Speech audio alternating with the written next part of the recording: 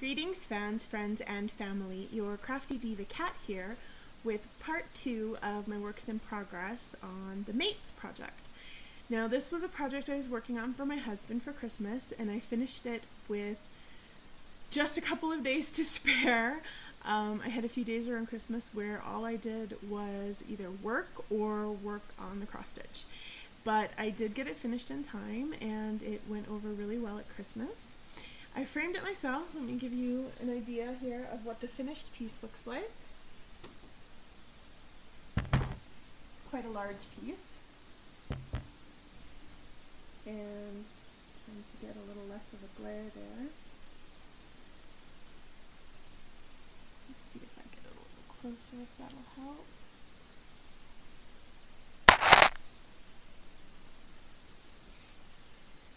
So that gives you kind of a general idea.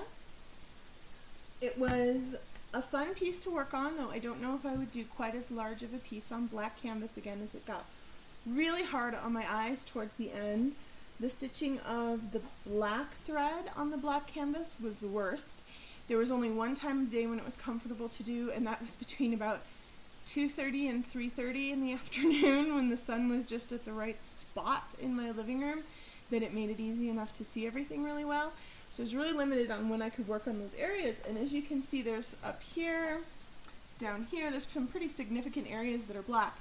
And I suppose I could have just left them unstitched since I was working on black canvas, but I wanted it to have a really finished look when it was all behind glass, so I went ahead and worked on them anyway.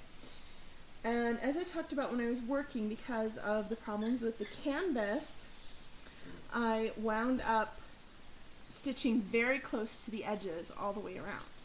And so when I went to frame it, I didn't have enough room to put it traditionally behind a mat or, behind any kind of a frame. I couldn't even put it in a frame that went right up to the edges because there just wasn't enough canvas left.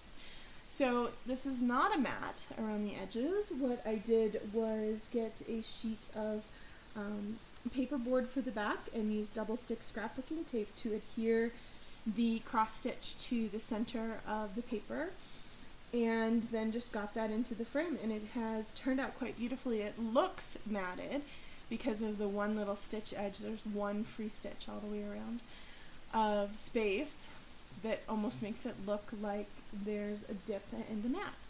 But if you get close enough, you can see that it is really just the edge of the canvas.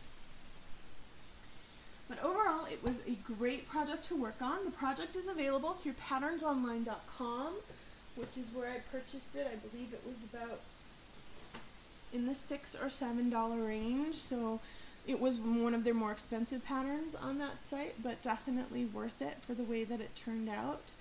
I used DMC floss and Charles Craft black Aida cloth fabric, and it turned out quite well.